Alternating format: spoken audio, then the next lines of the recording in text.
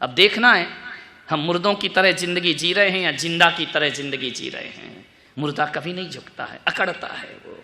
कभी ख्याल किया, ये पीछे मैं जाता हूं जंगल में, सुबह सुबह जब मैं जाता हूं नदी देखता हूं, इतनी बाढ़ आ रही है उसमें, मुझे डर लगता है वो यहां तक नहीं आ जाए।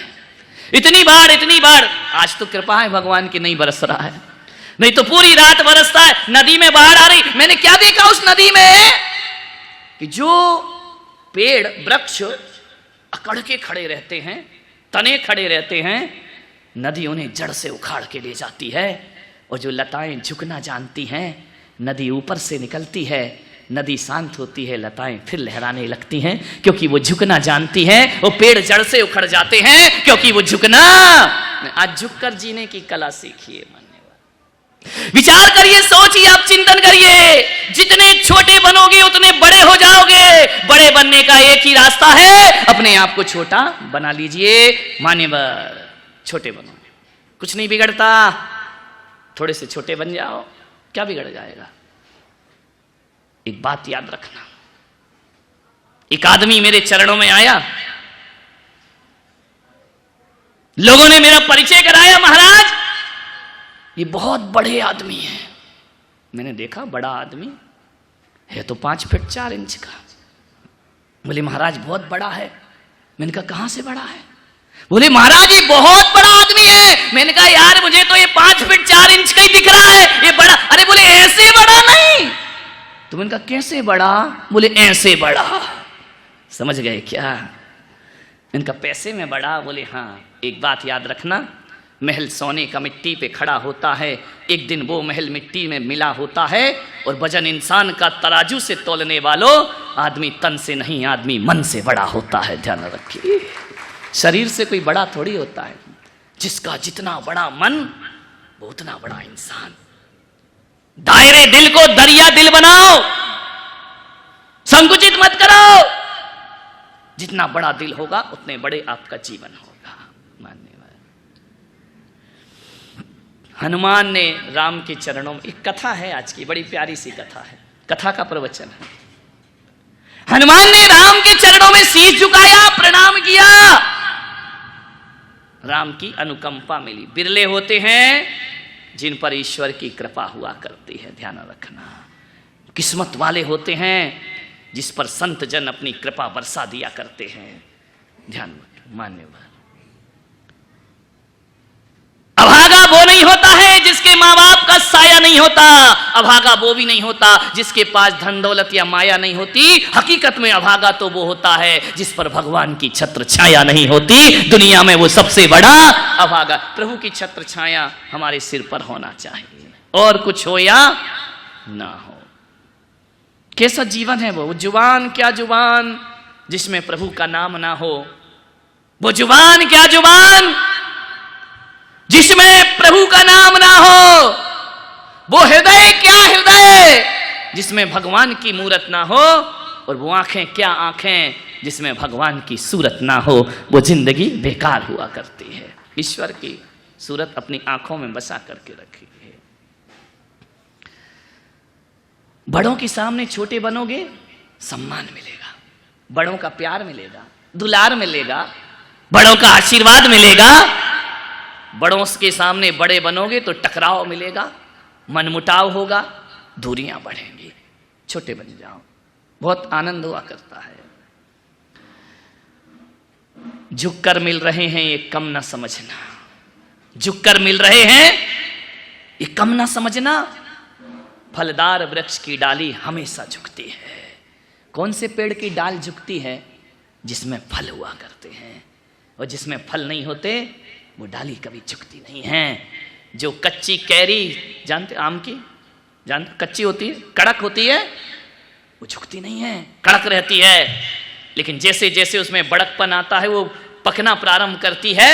जब उसमें मीठा रस भर जाता है, और आम जितना मीठा होता है डाली में उतना झुकना प्रारंभ हो जाया करता है, डालियों को झुकाना प्रारंभ कर देता है। तो ध्यान रखना, झुककर मिल रहे हैं कम ना समझना।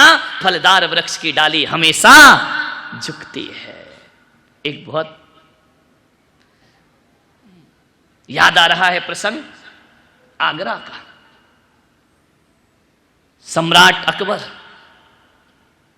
बादशाह अकबर बहुत दान करते थे। कोई भी जाए तो अकबर दान करता था। मुगल साम्राज्य में कोई यदि अच्छा शासक इस धरती पर हुआ है तो सम्राट अकबर को हमेशा दुनिया याद किया करती है। मुसलमान होकर भी जिसने अपने जीवन में कभी भी भेदभाव नहीं रखा। कमियां तो सब में होती हैं मेरे भाई, फिर भी क्रूर शासकों के बीच एक इंसानियत का दिल धड़कता था। अकबर ने क्या किया? दान करता था। कोई भी आ जाए सुबह सुबह दान लुटाया करता था। कोई भी हाथ फैला दे, जाति पाति से परे, जिसने हाथ फैलाया उसने उसे कुछ ना कुछ जरूर दिया। लेकिन अकबर की एक आदत थी कि जब भी वो दान करता था आंखें नीचे कर लेता था। लोगों ने कहा कि सम्राट बादशाह जहां पनाह जब आप दान करते हैं तो आंखों को नीचे क्यों कर लेते हैं? आपको तो आंख उठा के बात करना चाहिए। मालूम है अकबर ने एक बहुत बड़ी बात बोली कि देनहार कोई और है, भेजत है दिन रैन। मैं क्या देता हूं? देनहार कोई और है, भेजत है दिन रैन। लोग भरम मेरो करें, याते नीचे नहीं। देने वाला तो ऊपर वाला होता है। और एक बात याद रखना, लेकिन लोग सोचते हैं कि अकबर दान करता है। अकबर दान नहीं करता, देने वाला कोई और है। और जब लोग मेरा भ्रम पालते हैं, मेरी निगाहें नीची हो जाया करती हैं। नीची निगाह करके दो, ध्यान रखिए। एक तो कहता है कि मैंने दान दिया है, और एक कहता है मैं सौभाग्यशाली हूं कि आपने मेरा दान स्वीकार किया है। ध्यान रखिए, दोनों में बड़ा अंतर होता है। एक देने में अहंकार है, एक कह रहा स्वीकार करो, मैं आपको प्रणाम करता हूं, मेरा जीवन धन्य है कि आपने मेरा दान स्वीकार कर लिया है। जीवन की वृत्तियों को समझने का प्रयास करिए, झुक कर जियो। बहुत कुछ मिलता है झुकने में। इसलिए तो धर्म की शुरुआत जब भी होती है तो सबसे पहली शुरुआत प्रणाम से हुआ करती। प्रणाम करिए, नमस्कार करिए। किसी से कुछ भी पाना है झुककर ही आप पा सकते हो। अकड़ के दुनिया में किसी को कुछ नहीं मिलता। कभी ख्याल किया अपने मुंह में कितने दांत हैं? नहीं, जिनके निकल गए उनसे नहीं पूछ रहा। 32 दांत है ना, समझ ना। जिह्वा कितनी है? अकेली है ना। एक बात बताओ, जीभ और दांत दोनों का अनुभव होगा। दांत कब आते हैं? महिलाएं बताओ। जन्म के कुछ 6 महीने वाली बैठी हैं, कुछ 2 साल वाली, कुछ 1 साल वाली। अरे मान लो कि साल भर लमसम, लगभग साल भर में दांत आ जाते हैं। साल भर में दांत आते हैं, निकलते कब हैं? मरने से पहले। समझ में आ रहा? जन्म के बाद आते हैं, मरने से पहले निकाल दिए जाते हैं। लेकिन जो जिह्वा है ये कितने साल बाद आती है? जन्म के बोलो, साथ में ही आती है। कब निकाल दी जाती है?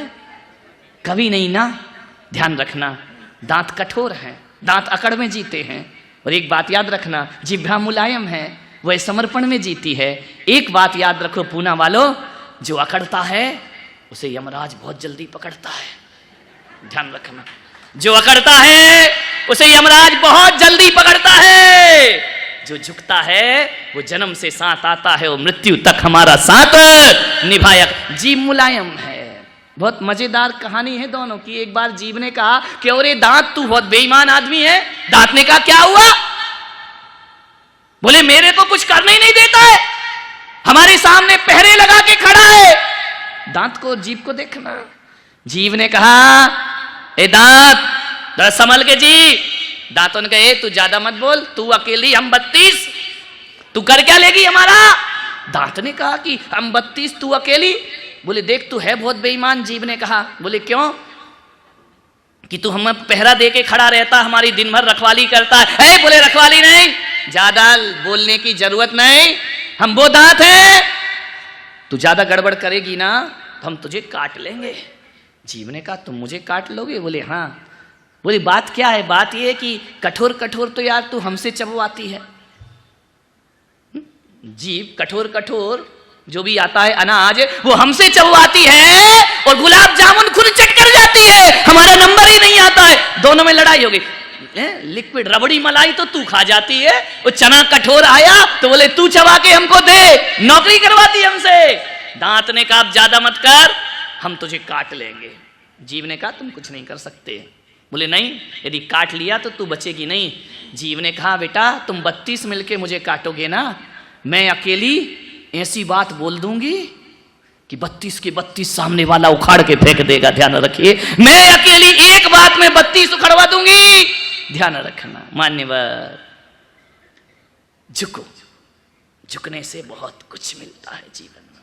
हनुमान झुक गए, राम ने अपना आशीष रख दिया। बड़ा पावन प्रसंग है ये रामायण का। राम ने हनुमान से कहा कि हनुमान